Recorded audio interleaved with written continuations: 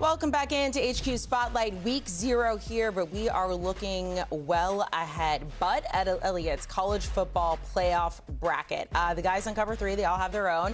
Bud Elliot, as he will tell you here in a second, runs a model almost every single day to see what is most likely to come out of it. Keep in mind, look, we know the top teams in college football. We're really just not sure exactly where they're going to land.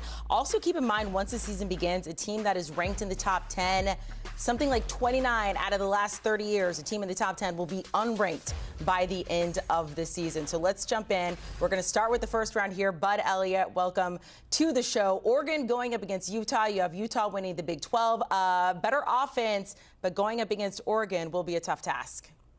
Yeah, man. So I have Utah bouncing back in a big way. They imported New Mexico's quarterback, offensive coordinator combo. They probably have one of the best offensive lines in the country, but Oregon's a true blue chip ratio team. I think they might be somewhat down this year, but not so down that they can't take care of Utah. So in this round, I mean, great season for Utah, bouncing back and winning the Big 12, but I do have Oregon taking care of business there. Okay, Oregon moving on. Let's stay with the first round here. Boise State going up against Alabama. Also, the first round is when we do get those home games. So going up against Alabama in Tuscaloosa. Boise State look more talented roster than anyone in the Mountain West, but I don't know if I had any faith in them winning this game. Yeah, without Ashton Jeanty, it's going to be difficult. I did speak to some NFL people at the Personnel Symposium recently in Nashville, and they're really complimentary of all the run schemes that Boise is able to get off. They're like, how do they practice all this? And the diversity of run game is great there. But I don't know if the diversity of run game without Ashton Jeanty is actually going to be enough. So I have Alabama moving on rather easily. All right, the next one is very interesting. Oklahoma versus Clemson. This is where in the podcast Chip Patterson stopped you and said, explain to me how Oklahoma gets in the playoff when we really haven't been able to believe in this team in the past handful of years. I am a Sooner, so I'm very invested in this. How does Oklahoma get to this spot, and how do they do against Clemson?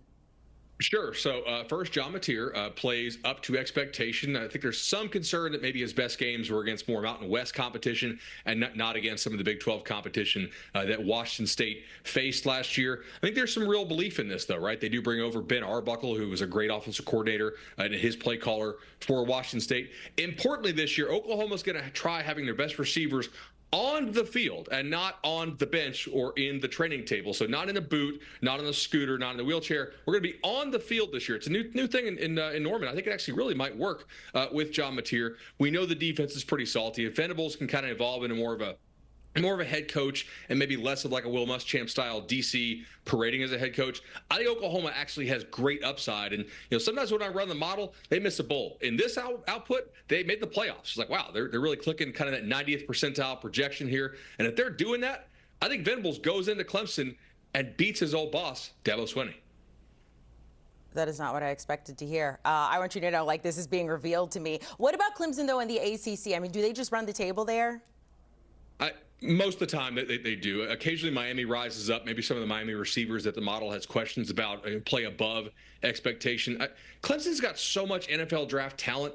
They did still manage to lose 4 games last year and lost to basically every good team they played with the exception of SMU there in the ACC championship game. So I would like to see Clemson kind of not lose 4 games if you have that big of a talent advantage, as the NFL scouts say. But they're a pretty safe bet to win the conference. Okay, win the conference. But according to this model, Oklahoma moving on against Clemson in the first round. Let's continue here. Miami at Notre Dame. Notre Dame, of course, runner-up to the national championship last season.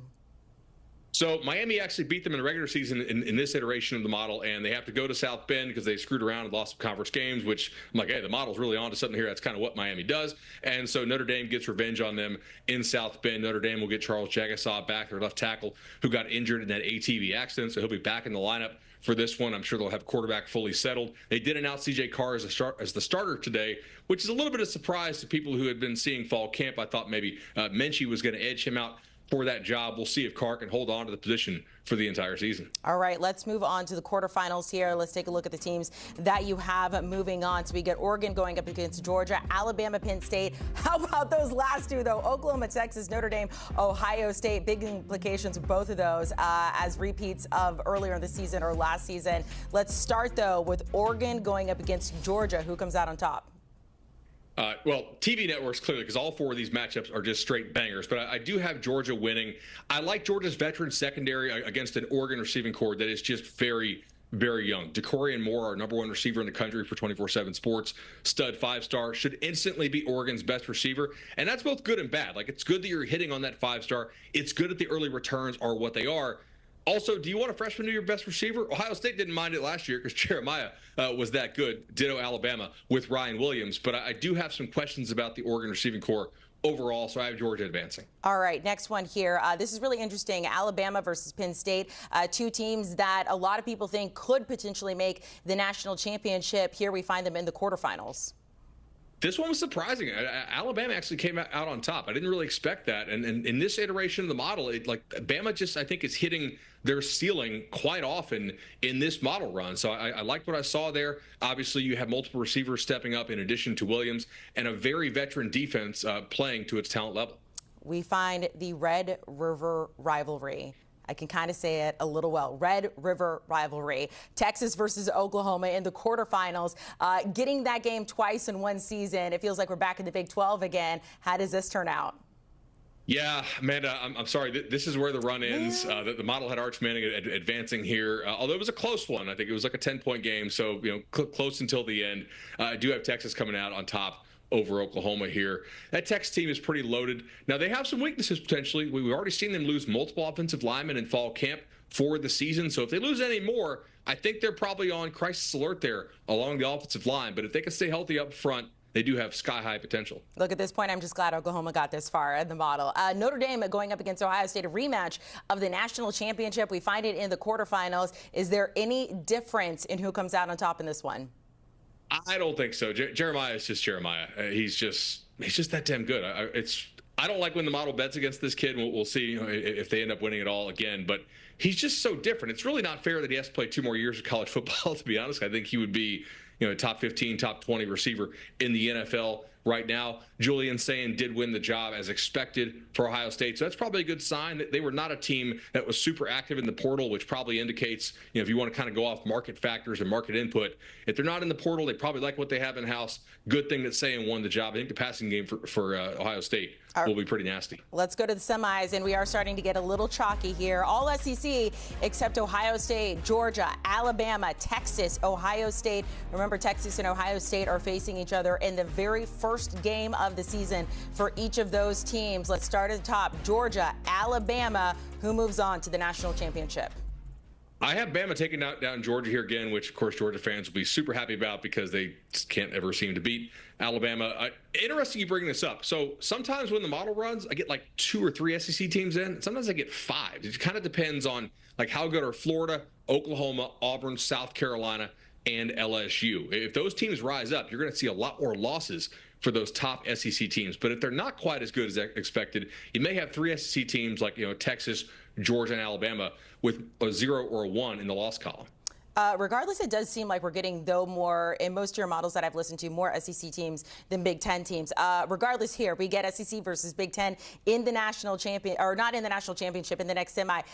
Texas and Ohio State, as I mentioned, we don't know what's going to happen in the first game of the season, so it's going to be a grudge match for whoever loses. Who moves on, though, in this particular game?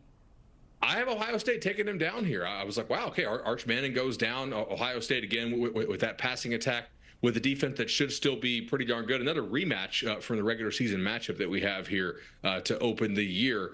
I have the Big Ten team, Ohio State, advancing. Let's move on to the national championship. According to this bracket, Alabama fans, get excited. You are returning to the Natty, as is Ohio State, our reigning national champions. These two teams have only played each other 4 times in history. The last time was in 2021. Alabama won that game handedly, 52-24. If this is the national championship, who wins it? This time the model picked Alabama, probably not by 32 points like you mentioned the last time. I think interestingly here, Amanda, these are the top 2 blue chip ratio teams. And as we increasingly see all these 24 and 25-year-olds that were playing college football because the bonus year that they got awarded due to the lost COVID season, I think you're going to see the recruiting rankings start to matter more. They're still pretty predictive. And these guys who are 18, 19, 20 are not having to fight against 24, 25. They're having to fight against like 23, 24-year-olds. And that extra year of maturity and development makes it a little bit easier to win jobs. And I think that's kind of what the model's seeing here. It is, but it is nice. We're starting to kind of get back to that college age versus, all of those COVID students that were like in their mid-20s by the time they were graduating. Bud, we appreciate it. Bud Elliot, part of the Cover 3 podcast. Latest episodes there, Big Ten win totals, SEC win totals, and the Michigan sign stealing controversy and penalties. Also the latest camp buzz as well.